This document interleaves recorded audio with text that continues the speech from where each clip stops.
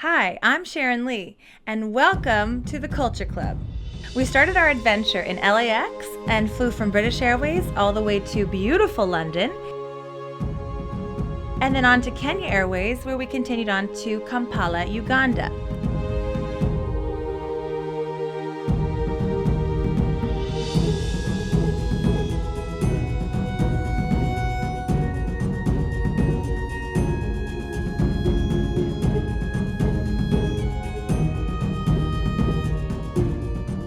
And after we got to Uganda, we started our journey in the Bwindi Impenetrable Forest with some amazing gorilla tracking. The Bwindi Impenetrable Forest in Uganda is one of two places you can see these magnificent mountain gorillas. There are currently only 880 left in the wild. One thing I noticed is the kindness and willingness to help from these amazing porters. They are there to carry your things, haul your backpack, and help you through the really brutal forest. Some of these porters used to be poachers, and the Ugandan government has mandated that some of them must pay retribution by being porters and helping the tourist economy. So tell me what it's like to live here work in this place and live in this country. Do you like it? Yeah, Yeah, you do. How many kids do you have? I have two.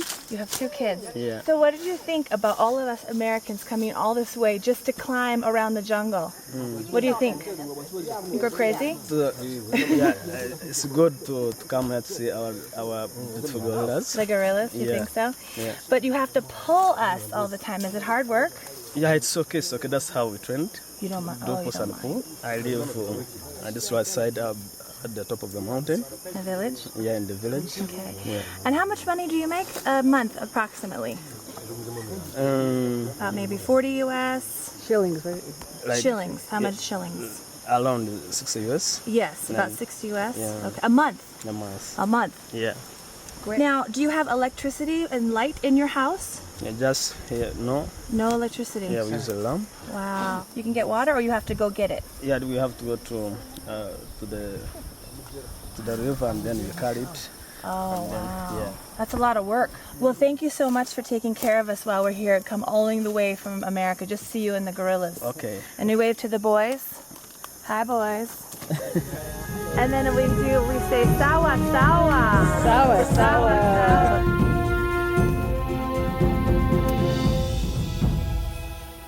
So tell me again, so why is it that people are so friendly here? What is it about you that makes you so willing to take people in and be so kind? It stems from our cultural attitude. Ugandans by nature, we are very hospitable and very friendly, regardless of your race, your background, or who you are. That's why you see every time you come to Uganda, people are very willing to welcome you. That is very true. Now, how much dowry did you give your wife's family? Okay, we pay in terms of cows.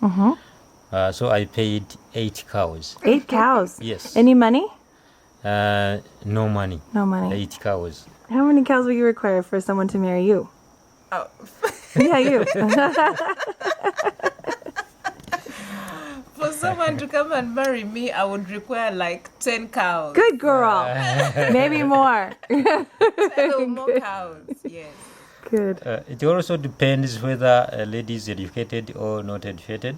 So like for her, she's educated, so the cows will be more. Ooh, so maybe 200 cows. 15 cows. 15 cows is a lot.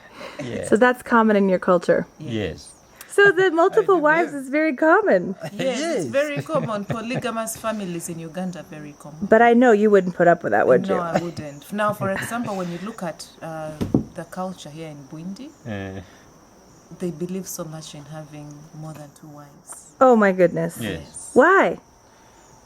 Because it's a cultural belief that like our grandparents, they also had more than one wife. So it's common. Yeah, so it's common. So it's normal having more than one wife. Now, why would you be opposed to this? Because what makes you very concerned? You don't want that.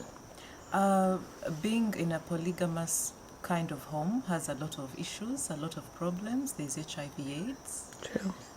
There's a lack of cooperation between the siblings. There's sibling fighting. And so we became friends right away, didn't we? Yes, we did. We did. Moving now from the jungle and all this amazing wildlife into the busy city of Kampala. This is the capital of Uganda, and with over 40 different languages and 50 different tribes, this place is filled with diversity and rich with culture. From the States, I can't believe that. Yeah, from Cincinnati. Okay, and you're Cincinnati, Ohio, in the middle of Uganda. Okay, so tell me the strangest thing you think about the difference between the U.S. culture and Ugandan culture. The weirdest things that you wouldn't expect, that you want people to know, that are very different between your American and Ugandan culture. Morals. Morals. People Americans don't have moral. They don't really have. So you were surprised seeing the way the children speak to their parents in the U.S. In the U.S. But here it's not the same at all. Cassie. Wow.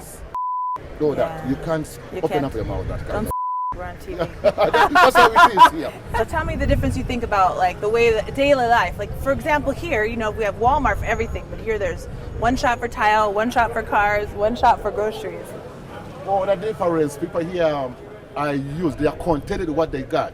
Oh, that's true. You want more More variety, greediness Yes. over there. You tax a lot. Gluttony. Tax a lot. Everything you have to tax the money. But here you can. I agree. We pay taxes comparatively. I mean, that's the only difference. Do you prefer it here? Do you like it better being back home? Of course. You missed your home? Oh, of course. Home Missed is, your home is the family? best. Always. Oh, Always home is the best. Yeah. Thank you. Very nice meeting. Nice to meet you. Thank you so much. It was great to run into a person who's lived in the States, but I really wanted to find someone who's never been to the States before so I can get really more insight into what really makes this city tick. Now the thing about Kampala is we have to navigate the cars and the motorcycles. It's kind of like Asia because there are so many cars and things happening all at the same time. I don't want to get knocked over, but this one isn't so bad. There's other streets and corners that are much worse. This one's actually not too bad. I was able to make it that far, so we're so far so good. After a few more crossings, I found a place that was rich with color, and I had no trouble folding right into the society, even taking up work at a local fruit stand. You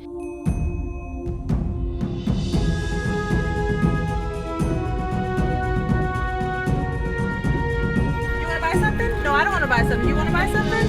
Are you having a dinner party? It opened the door for me to talk to the locals about their economy, and it allowed me to engage in a conversation with the local shopkeepers and some women that worked there. This is the oldest market in Kampala area, and it's in the city center. And I met all these lovely people, got to know her, and I even sold some fruit this morning. This market imports fruit from all over Africa area, from the different parts of Uganda. So they support the local economy. In addition, they also get delicious fruits from other places too. For example, this pineapple here, we can save a lot of money if you come to Uganda and do your shopping here. This pineapple here is probably worth about 1,000 shillings, which is less than $1. Whereas in, Vaughan, Safeway, probably be about $5 or $6 depending on where you go. For the Midwest, obviously your costs are a little bit more, but for the different coasts that we have, maybe $3, $4. But still, a lot less expensive in Africa. Papayas I know here are local. No, sorry, mangoes. Oops, mangoes are more local. This market. How much rent do you pay here? 200 what? 200,000. So 200,000 is about. That's $100 a month. He knows everything from the States. $100 a month. $100 You said a month.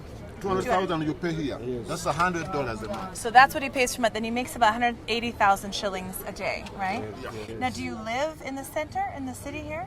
No. You live where? In Tebe? No, in this other suburbs, about in a radius of 50 miles from Kampala. Okay. So called Lakso. So it's 10 miles to 10 miles. up here to where I stay. Do you bring your produce with you every day? Yes, they are bringing it here. They bring it for you, or you Yes. bring it? For me, I buy from Wow. here. Now, how many days a week do you work? 6 days. 6 days a week. Because on Sunday I have What to go to time? From church. when to when? Monday to Saturday, they take off Sunday. 6 up to 9. 9. That's a Yeah. long day. Yeah. I would eat a mango from my friend Francis here, and I would definitely eat carrots and tomatoes, coconuts, all from South Africa and from Kenya and from Uganda. But I don't think that I'm just going to eat The bags. the look at delicacy. Want one, Maddie? You want one? Can you have one? So they just love it. They just eat it up. You think I'll get sick? You want one? Grasshopper? You like it? She likes it. So this is all of the boys' point of view. Now we're going to go next to the girls' point. So you both have children? I have children. 2. And you? I have a son. 1. And who takes care of the kids when you're here? I take care of myself. Where is he? Where are they? My husband, Oh. Where are they? The babies. And where's your son? And my grandmother takes care of him. Okay. So you're here 6 days a week like Francis? You're here all the time? Or I'm all here. men like to have a lot of babies? They like having big families. And why is that? Well, yeah, as you've said, they feel strong as men. Now, you're still close with your baby's father? Yeah, I'm still You're close. your good friend, and he pays you and everything else. Everything's okay. Yeah, it's okay. Now, if he wasn't to pay you, do you go to court, or do you just let it go, or it's a decision, or how do you feel about that? Back then there were no laws, no rules, no lawsuits. So I think the parliament discussed about it and brought up, I think, a law that deals with women and He has to pay. So you would go to court if he stopped paying you. yeah. Now, what if he doesn't have a job? Then what happens? You just do what you have to do. You take the kids to the parents of the man. Oh, okay. Oh, that's a good system. You hear that? You take the kids to the parents of the man so they can deal with the problem. Yeah. I like it. What are you looking for in a man? Well, I'd like a man who is faithful, Well, good luck. sincere, and loving. See, really, we're all the same. Americans, Africans, we're all the same. We're looking for a man who's sincere, faithful, loving. Hard to find, but I know you're out there.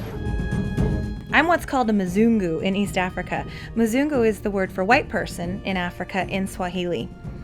And as a Mzungu, I was really interested and surprised to hear the various and very strong opinions about procreation and some other hot topic issues.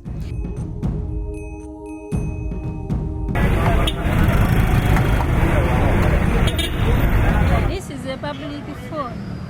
Everyone can come and call. You can use coins, shillings, or you can use cards like these, right? Coins. What's that? We use coins. What is that? Scratch. We can use coins.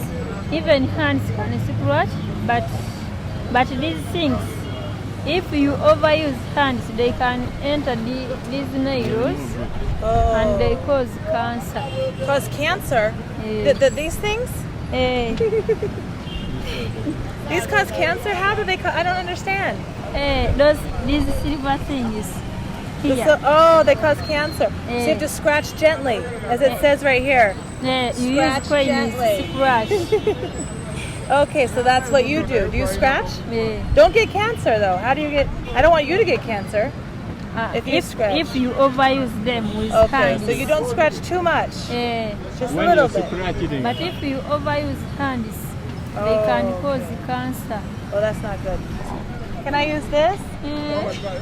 No? Oh, it's ringing. Oh. Someone's calling. Someone's calling. Hello, Uganda. Kampala. May I help you? No? Hello? Oh, no. He didn't want anything. You know all your phones, don't you, sister? You know your phones. Give me 5. You know your phones, sister. Give me 5. 5. Yeah. There you go. Hand. Give me 5. So when I say, Like this. there you go. Yeah. Have you done that before? Give me 5. 5. So hold up your hand like this. Like this. Hold up your hand like this. Say, give me 5. Go. Hey. That's good, Gee. So I say, hey, what's up? Give me 5. There you go. Good job. Here you go. Now tell me about your hair. Where did you get this piece of lovely hair?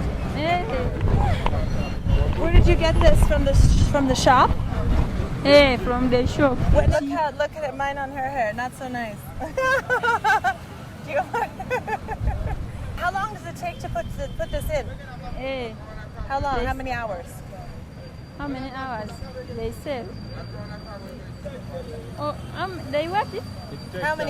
How long does it take to put this hair in? A full day. A full day. Eh, And that's like 9-10 hours? 12 hours. 12 hours to put this in? Eh, Wow. morning up to evening. So from the morning to the night, it takes. Let's turn around. Model. Turn around in a circle. Model. Just keep going. All day long, all the way around. More.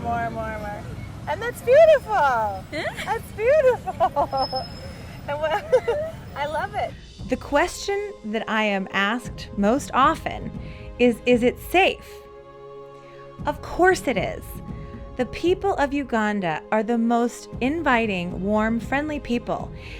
The question of my safety was never an issue for me. They welcomed me into their country and their homes with open arms and made me feel like a part of their culture.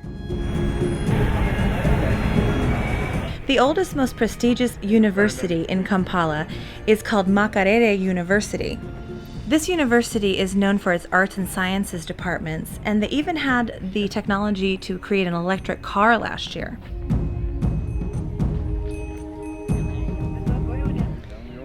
I was surprised to hear of all the varied and very strong opinions.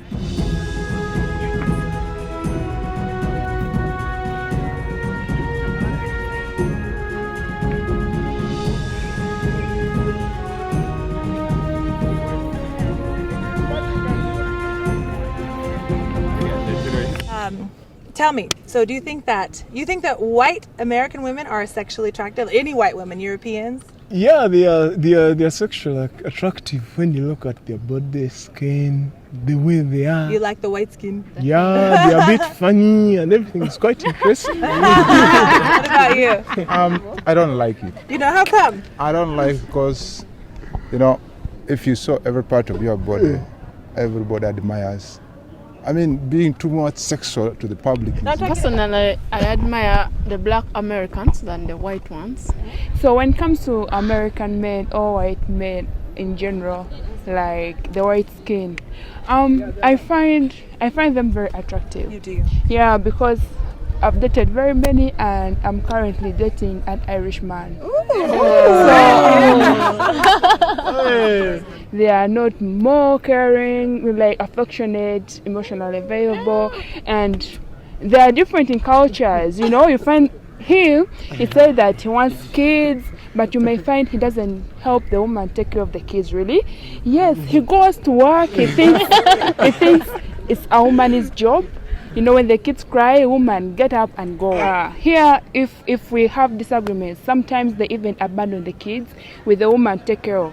But at least I'm sure the white men, they may have disagreements, everything, but they always take care of their Fiona, kids. do you feel like you have stress from your friends or your peers or your other fellow students because you date a white man? Is it a problem?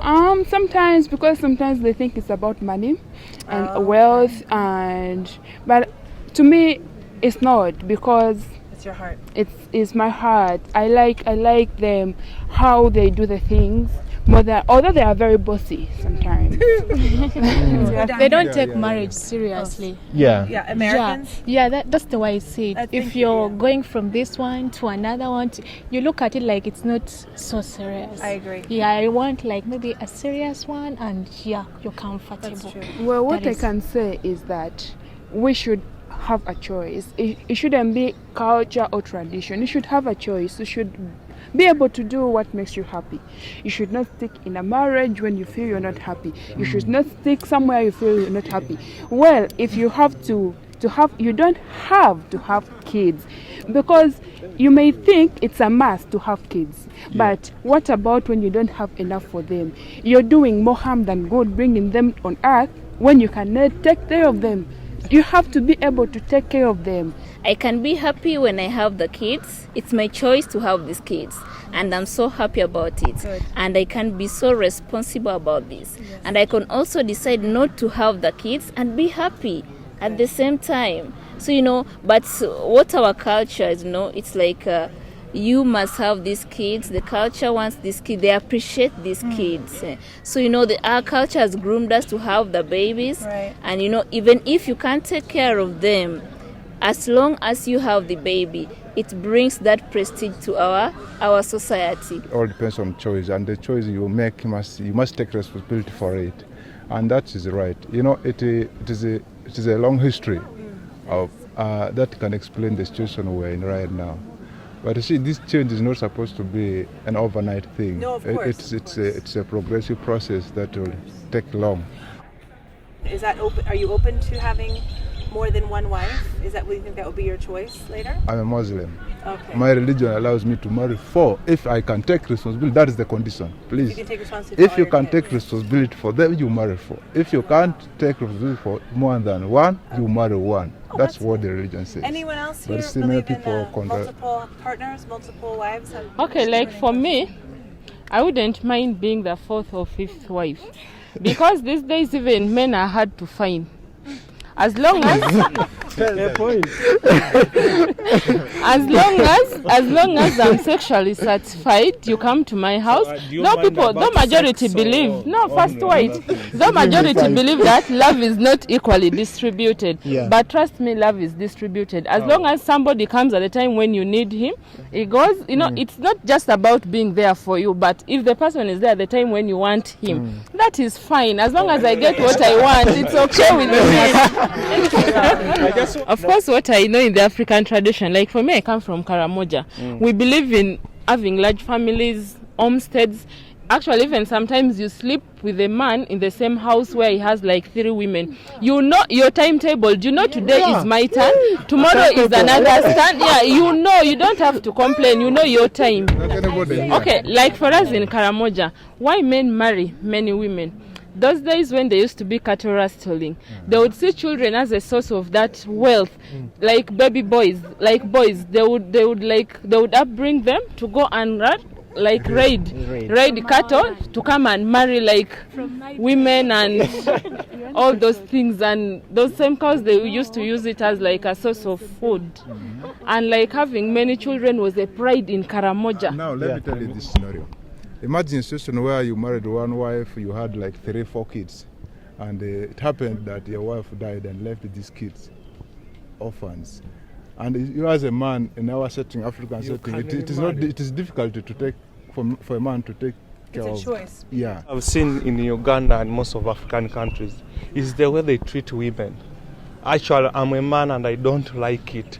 I would love to see my mother, because she's a lady, treated well as a woman, and actually that is a legacy I want to put for my children. Treat ladies well. I've seen it. Ladies in Uganda suffer, they are mistreated, their rights are violated, and so many issues. So this is what I need we share with the whole world. Everyone in the world should consider a lady as a human being, and they have the equal rights as we enjoy. I always get asked the same 3 questions every time I go to East Africa. No, I did not sleep in a mud hut. There are beautiful hotels there. Yes, everyone does speak English, very, very well actually. And no, I did not get eaten by a lion.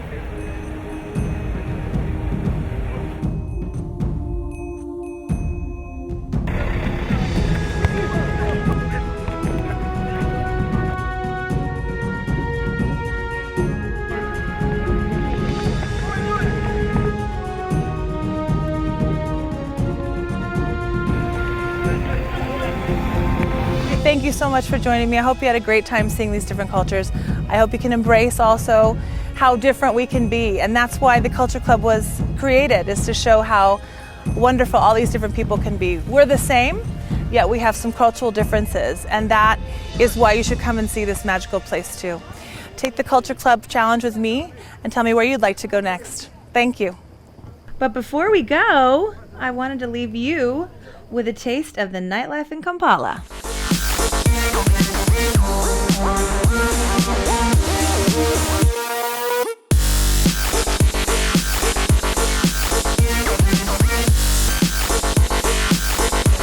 Hey, we're in the middle of Kampala City Center. It's like 3 a.m. on a Thursday. This is crazy. We've had such a great day.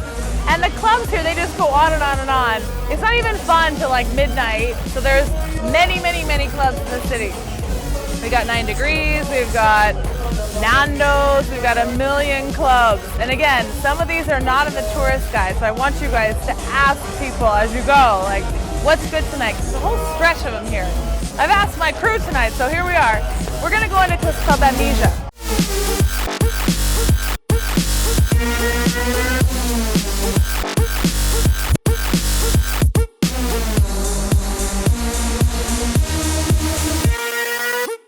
I cannot believe we have an American in Uganda. That's amazing. So tell me a little bit about what's your experience here living. How long have you been here? I've been here for 4 years. Okay. And I'm actually an artist here, a pop artist based here. Yeah. So tell me what it's like actually living here. Well, the thing is, I've been here 4 years. Okay, I've been in 4 Kampala for almost 2 years. Okay. And Kampala is totally blowing up, like, in terms of restaurants, clubs. Like, when I first got here, you know, it was a little bit like, where do I go to eat? It's a little bit hard to find things, but now you can get everything, Korean, Chinese, great sushi. I'm really proud to say that my fellow American here actually lives here, so I'm happy to say that. The reason I'm here, the reason I stay here, what keeps me here is that there's just like a special vibe to Uganda, like just a love for life and a peacefulness and ease of pace. Like you can just sort of enjoy what you're doing and who you're with. This is like the Jay-Z of America in Uganda style. Some dirt off my shoulder and stuff. Dust it up. That's how we do. That's how we do in Uganda. Class City, we popping, man. Everything. Uganda is really like on point when it comes to hip hop culture right now. It wasn't like that.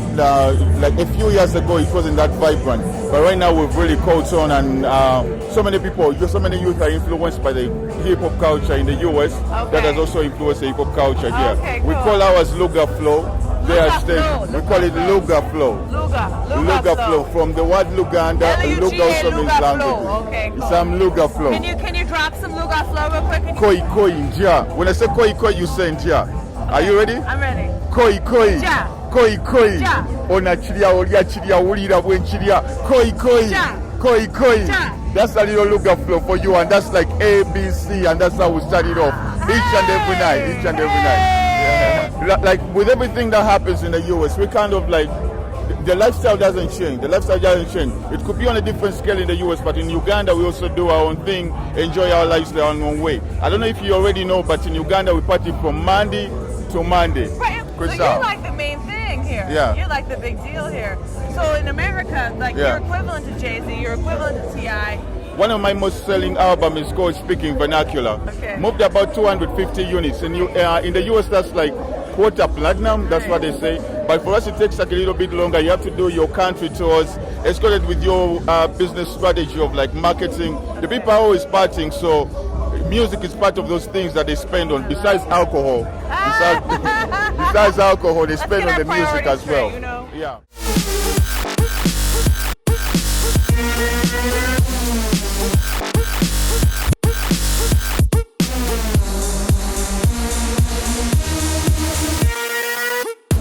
Real people, real places, real adventure.